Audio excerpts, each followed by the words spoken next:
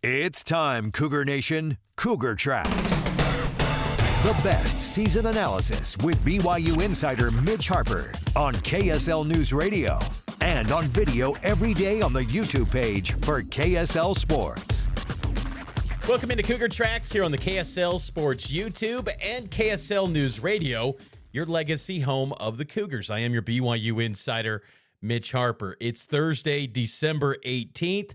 1 week away until Christmas, 9 days until BYU football takes on Georgia Tech. The Cougars will head out to Orlando next week on Monday. So media availabilities in Provo for the 2025 season are a wrap, and that leads us to our top story of the day, the top stories of this BYU Georgia Tech Pop-Tarts Bowl matchup in Orlando. The top story of the day. The biggest story in the world of BYU sports right here on Cougar Tracks. The vibes were high yesterday at BYU football practice as the team gets ready to take on number 22 Georgia Tech Saturday, December 27th at 1:30 p.m. Extended pregame will begin at 10 a.m. on KSL NewsRadio, and the broadcast will be on ABC. And as you can see, those vibes were high, highlighted by wide receiver Parker Kingston, who dressed up as a Pop-Tart. So try to learn as much as I can. And That's strawberry? I don't know who's in there. Is that PK in there? You look good in that, Parker. I love that excitement from the team, you know, having some fun with the situation, because obviously this BYU team envisioned they were going to be in the playoff. And you could sense or say that there could be a letdown in this game, but I really believe that BYU will definitely put their best foot forward. I think the big question for this team is who's going to be out there. Will there be opt-outs? Who's going to be healthy? That's the big question. And those are questions that Kalani Sitake is asking as well. We haven't had any opt-outs. And, I mean, there's still time between now and the game, but they're practicing. And, you know, I think the biggest issue is can we get guys healthy and 100% by the time we get to the game? And is there enough practice time to get them ready? And right now I think we're on a good trajectory for that. But, you know, there's a lot of different things and decisions-making that go into it. It's hard to generalize it in one statement. But we've been through this before, and so we want what's best for the players. And you know, we think playing the game is going to be the best thing for them. Some of them are trying to overcome some injuries, so that's pretty much it. And if people are opting out or entering the portal, most of the time it's for playing time. And so that's kind of been the biggest reason. That's not just here, that's other places too. So we'll just keep working with it, and I'm enjoying the practices and how much progress we've made since the last game. When it comes to opt-outs and health of the players, I think the big questions become Bear Bachmeier. And Bear, he spoke to the media yesterday. He's practicing, and Bear said he's getting there. When asked what percentage is he at, 90, 100%, he just simply said, I'm getting there. So what does getting there mean? Not sure. I wasn't in that media scrum with Bear Bachmeier, but you know, he's going to be one on the big side of things when it comes to the health. Opt-outs, I think you definitely look at the players like an LJ Martin and Isaiah Glasker. Glasker spoke to the media yesterday, and he said that this team is motivated to prove the committee wrong, that they deserved to be in the college football playoffs. So I think that's promising.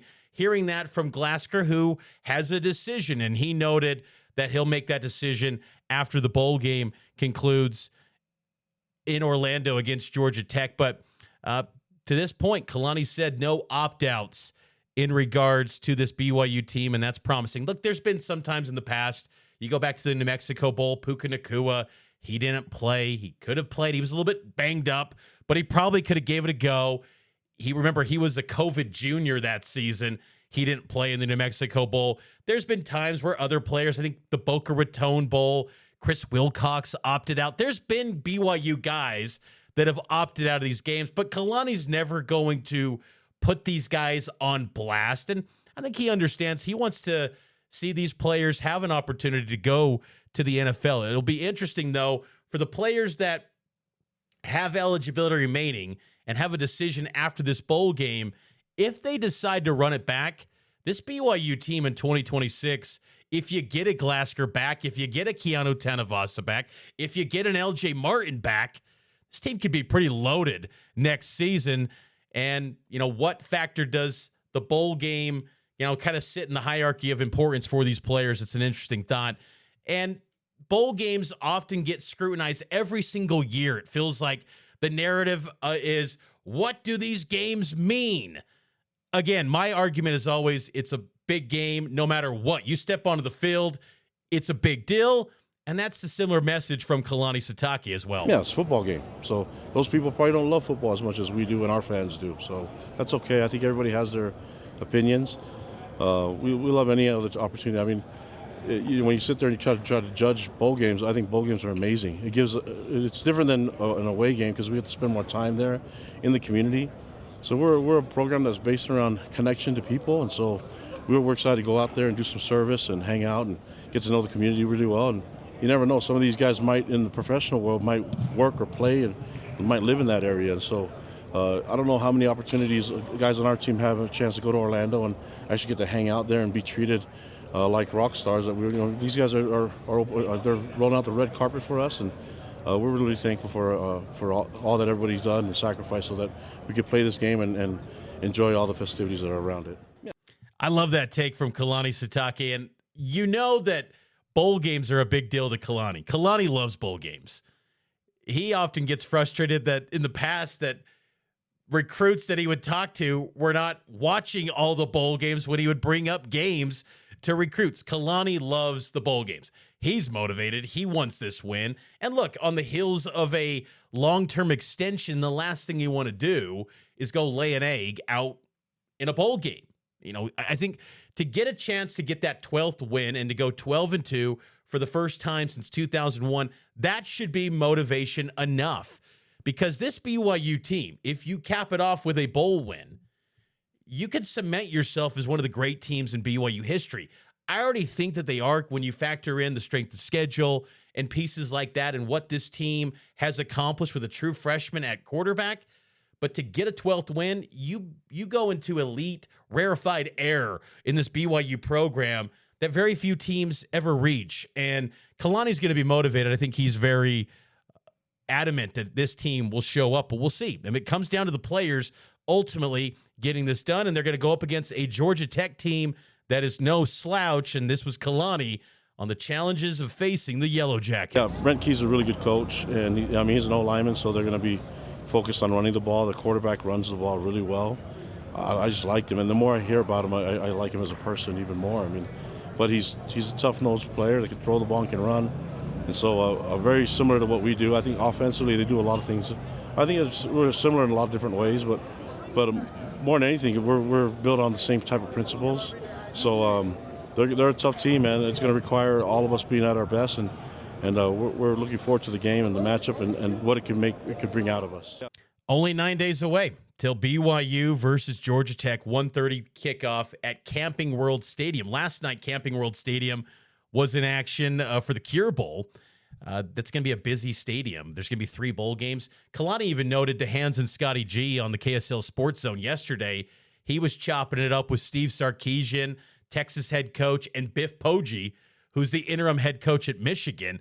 They're going to be in the Citrus Bowl, Texas and Michigan, and he was chatting with those guys because Kalani was down at Media Day for all these bowl games that are taking place in Orlando, and he got a chance to talk to those guys and talk about the importance of bowl practices still. And you'll hear coming up around the corner, Kelly Poppinga, he gave an exciting review of the future at defensive end for BYU. You'll want to hear that. Let's take a break. It's more Cougar Tracks on KSLSports.com and KSL News Radio.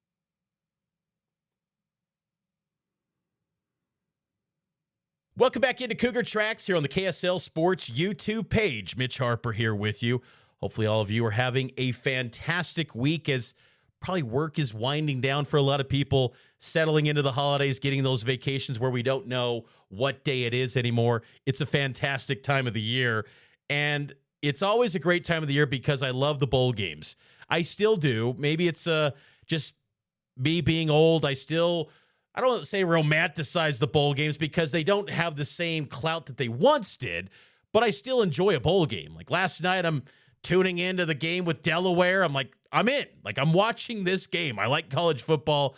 I'm always watching, and I appreciate all of you for watching this show daily. Cougar Tracks is available every single day on YouTube and on podcast platforms and KSLSports.com, giving you the latest commentary in the world of BYU sports. But today being a Thursday, it's a Throwback Thursday, and it got me thinking, let's revisit the history of BYU football and see how well I actually know BYU Bowl history. I pride myself on the history of BYU football.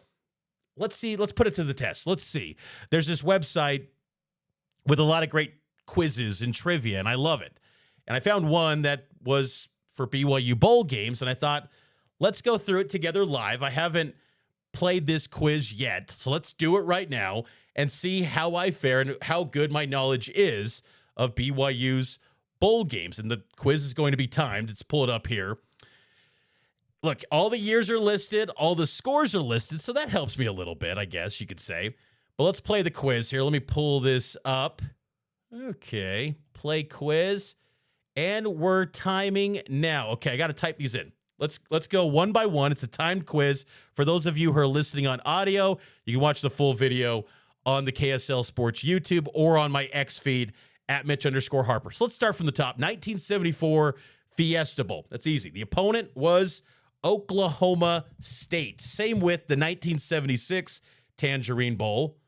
Said enter Oklahoma State. Okay, that didn't work. Let's go Oklahoma State Cowboys. That didn't work either. Okay. How about Oklahoma State? There we go. Oklahoma State Cowboys 74-76. So 74 was Scheide. He gets hurt. Then 76 was Gifford Nilsson. BYU started out 0-2. Then 1978 Holiday Bowl. I got to go back to that one. They lost that one. 1979 was Indiana. Lee Corso. BYU missed the field goal late. Indiana Hoosiers. Okay, 1980, easy. Miracle Bowl, 46-45.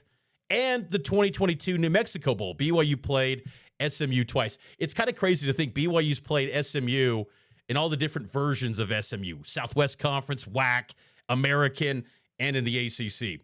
1981 Holiday Bowl win, 38-36. That was Jim McMahon's senior year. Washington State Cougars. Okay. Whoever created this quiz, why can't I type out state? There we go. Washington State. 1982 Holiday Bowl. BYU lost 47-14. Oh, that's Ohio State, the Buckeyes. Let's see here. And Ohio State will be on this list a few times. Yes, 85. That's not the Holiday Bowl. That's 85 Citrus Bowl. So this quiz creator got that wrong. BYU lost that game in 85 in Orlando, 10-7. Hopefully BYU in 2025 doesn't have a similar fate.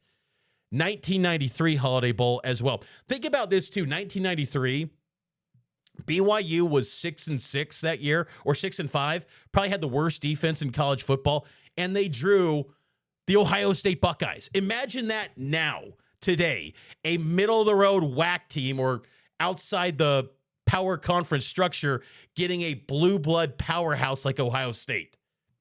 Bowl season was hitting different back in the 80s and the 90s, man. Okay, 1983 Holiday Bowl, that would be the Missouri Tigers. Steve Young, the late, great Eddie Stinnett. Rest in peace. Big win for BYU. 84, easy. Michigan Wolverines, 6-6.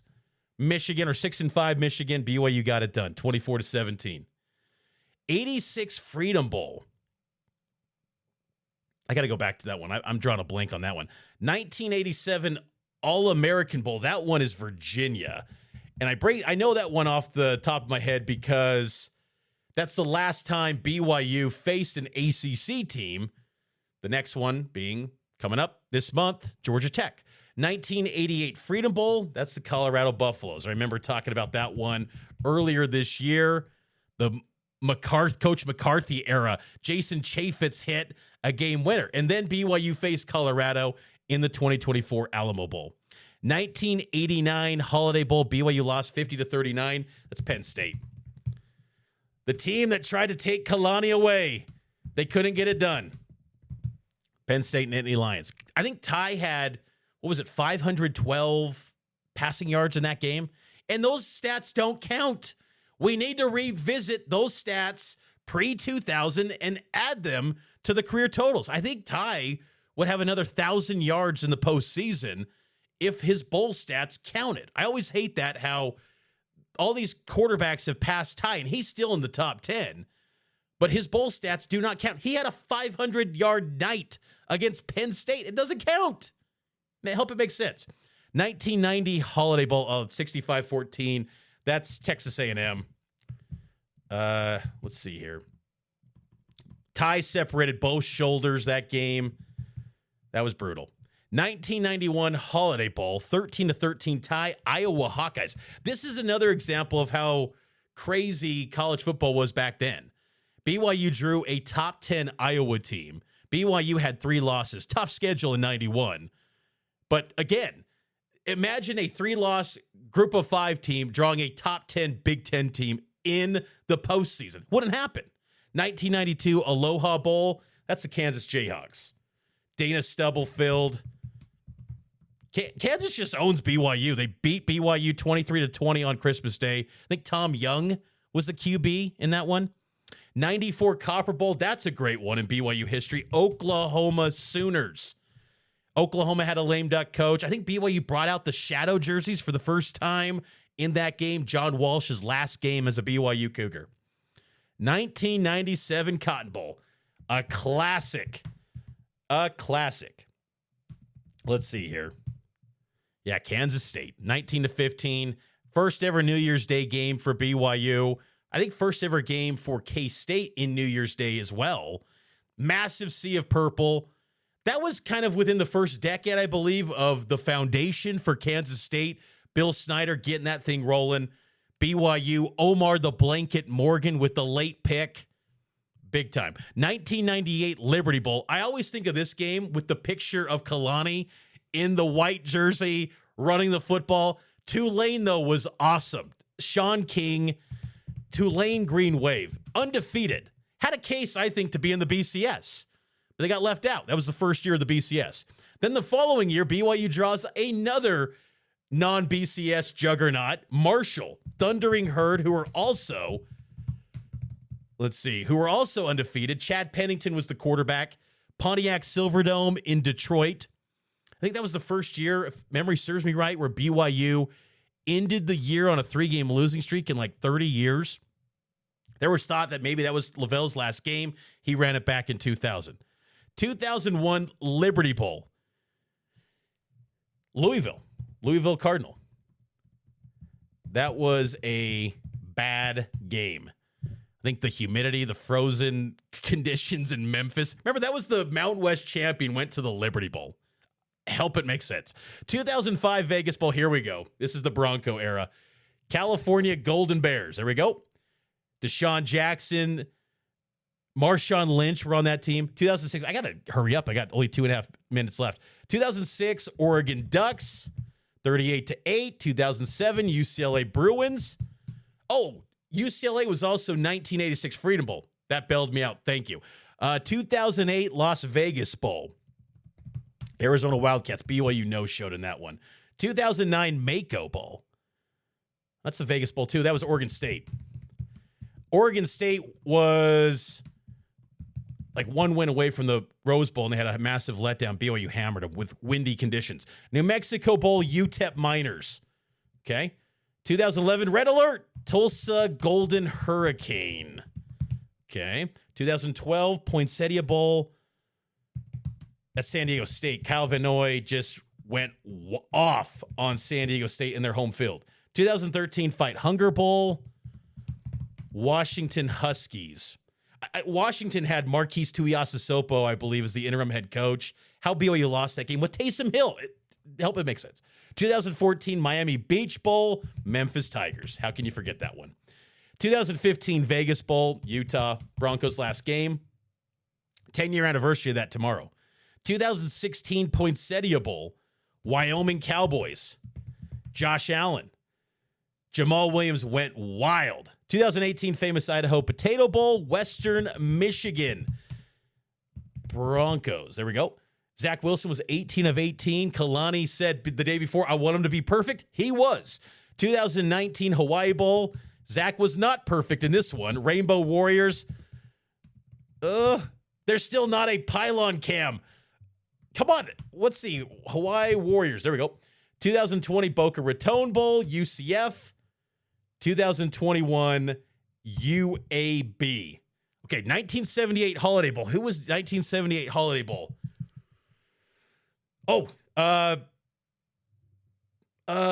Gosh, who was that? 1978.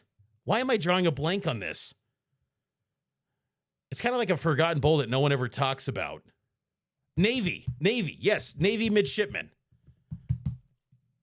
It's not entering. U.S. Naval Academy. What? Who typed this in? Navy midshipman. Come on. I don't know. I think it's Navy. Yes, Navy. Oh, they spelled it wrong. Navy midshipman. Anyway, there you go. 98%. I got 40 of 41. I should have got perfect 41. There you go. That's your Throwback Thursday. I think I know my bowl history. Safe to say. BYU football bowl history. They go for game number 42 in the bowl season coming up on December 27th against the Georgia Tech Yellow Jackets in the Pop-Tarts Bowl, the People's National Champion. Looking forward to that. We'll have extended pregame at 10 a.m. on KSL News Radio. Final break, Kelly Poppinga next here on Cougar Tracks. Welcome back into Cougar Tracks here on KSL News Radio, your legacy home of the Cougars and KSL Sports YouTube. Mitch Harper with you. I caught up with BYU defensive ends coach Kelly Poppinga, also special teams coordinator for the Cougars, to discuss bowl prep and this upcoming matchup against Georgia Tech and the future 2026 outlook for his defensive end room. This is my conversation with BYU assistant Kelly Poppinga. Here with BYU defensive ends coach and special teams coordinator Kelly Poppinga, getting ready for the Pop-Tarts Bowl. And Coach, how would you describe how practices have been coming off a tough setback at the Big 12 Championship, which kind of feels like a lifetime ago, but just how have practices been in bowl prep? Yeah, it's good to be practicing. Major advantage to be practicing in bowl games. I feel like it's another spring ball. So I just feel like it's another step forward for our program, another step forward for development with these guys. And so, yeah, it's, I'm not taking a shot at anybody, but it kind of blows my mind when teams don't want to take advantage of that opportunity. And so everybody has their own opinions on that, but I just feel like it helps our team. It helped our team last year. I think, get ourselves ready for this 2025 season. So the way that we approach this bowl game, the way that we compete in this bowl game, I think is going to really help us, take a great trajectory into the 2026 season. So these seniors want to leave a mark, just like last year's seniors. And so 12-win season hasn't happened here, I think, since 2001. So great opportunity to be one of the best teams in BYU football history. Is there too much made on the outside of the mental motivation side when it comes to bowl games, or do you kind of buy into that motivation can sometimes maybe determine the outcome in these bowl games? Yeah. We always say the team that's the most excited and the most willing to play this game is going to be the team that typically wins, right? So we got to come ready and prepared, right? And then we got to come excited and motivated to play. And if you are, you're going to be fine. And that comes through leadership. That comes leadership from Kalani and the rest of his coaches, and then our team leadership. And I think Tanner Wall's ready to go. I think Chase Roberts is ready to go. Like, these guys want to leave their mark on BYU football. And so, it'd be a shame for us to go 11-2 and then go out to that game and just not be willing to play the game or be, not motivated to play. That's not who we are. So I would be completely shocked if something like that happened. I think we practiced well.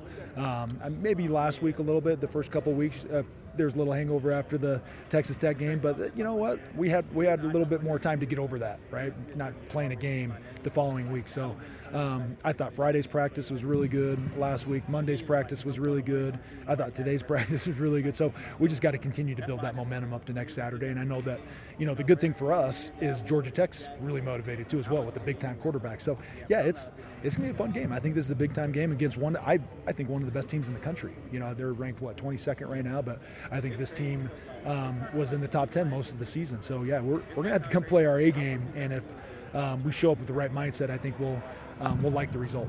And I wanted to ask you, too, you brought up some of the seniors. Another senior, Will Farron, how's he been doing in practices? I know that he is one that doesn't let any miss really get to him, but that miss in the championship game, how's he been kicking the ball in practices, and just maybe the mindset of Will going into this one? Yeah, Will, I was just spending time right before I came over here talking to him, and for Will, it's just making sure he's striking the ball good, and a couple of those last couple games, really going back to the Texas Tech game where he's had misses in that game and the Central Florida game, and then the championship game, is a lot of it is just him not striking the ball and hitting the ball like he's wanting to. And so that's what he's just focused on. Like, I just want to strike the ball good. So, I mean, people got such high expectations with the season that Will had a year ago, going 24 for 27 and making whatever it was, going into this season, 20-something kicks in a row. And I promise you, nobody has higher expectations than Will Farron. So he's one of the greatest kickers the BYU's ever had. He's one of the best kickers in the country. And just like the rest of the seniors, he wants to make sure he leaves his mark on this program. And so I feel confident. I mean, he came out yesterday. We didn't kick today, but on Monday we kicked as a team, and he came out and he was 6 for 6. He hit 2 over 55. And so, I would say he's in a good place now. Is that going to be the same as next game? I don't know, but he's in a good spot right now. And you brought up the almost like another spring ball. It is this time of the year in college football calendar is always unique. It's almost like a bridge between closing out 2025 and then before we know it, it's winter conditioning and 2026 gets things going. How have some of these young players in your defensive end group, progressing? A lot of these young guys have already played this season, but how are they coming along here and there at the end of 2025? Yeah, I'm really pleased with the young guys. I think Logan's done a great job of helping those guys transition from Tausili Akana, the new Sitamu Peu, the Kendall Wall, the Kini Fonohema, to Hunter Clegg, like all those guys. Like, I think we have some really good young guys. And then, with Bodie coming back and Phil coming back at that big end position, like, I feel really good about our end position. And then the guys that we have coming in, guys that we've signed, I can talk about those guys, right? Like Braxton Lindsay and Nehemiah Colina. And we got some dudes at that spot. It's going to be very competitive, and it's going to be fun. I'm excited. And to see these guys develop throughout practice is fun to see those guys. Tausili has just gotten better and better each and every week. And that, I would say the same thing with Nusi. And, Hunter coming home off a mission, I think he started really fast, and now that little he's got a little tired, but he's doing good. Like, Hunter's going to be great. He's going to be a great player for us, and I'm excited about that group. It's as good as a group that I've had and as deep as I've ever had. So BYU history as well as anyone. I mean, it's there's so much depth. I mean, I think I'm curious to just kind of get your thoughts now that Kalani's kind of signed that long-term extension. I'm sure we could go in a whole different direction with that sort of thing, but now that piece is signed and delivered, with Kalani being long-term, just maybe what's potential for BYU with enhanced resources now to go continue to build up this depth in the roster? Yeah, I mean, for sure the next 2 or 3 years, we're going to be in great shape. We probably won't sign many guys this next year just because there's not going to be many spots after all the guys that we've signed. We got a bunch of guys coming home off of missions. Adney Reed just came home off a mission. Devo Tuataga is going to come home off a mission, so that's adding to the group. So this group's going to be loaded, and it's going to be fun, and the competition is going to be fierce, and for us to find a way to get all these guys on the field is going to be fun.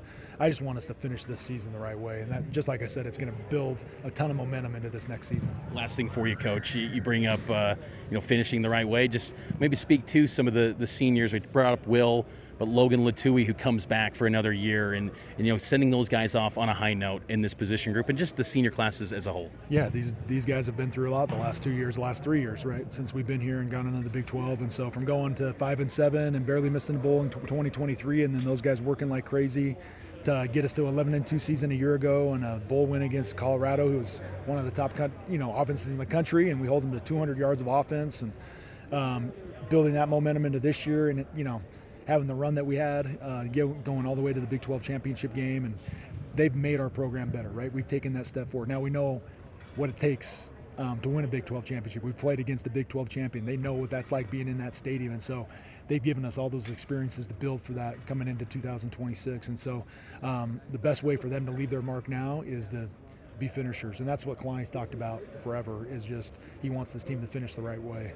And just like I said before, it'd be a shame for us to go through all this stuff that we've gone through in this season, to go 11-2 and Big 12 championships contenders and all that, and then go out there and just have fun at Disney World and at the Universal Studios. These guys, they're going to have fun when they're out there, but we're going to be locked in and make sure we're going there for a reason. That's play a football game. And I know these guys want to leave this program in a better place than they had it a year ago, and that's going to be winning this game. And that's BYU defensive ends coach and special teams coordinator Kelly Poppinga. Thanks to him for spending some time with me today.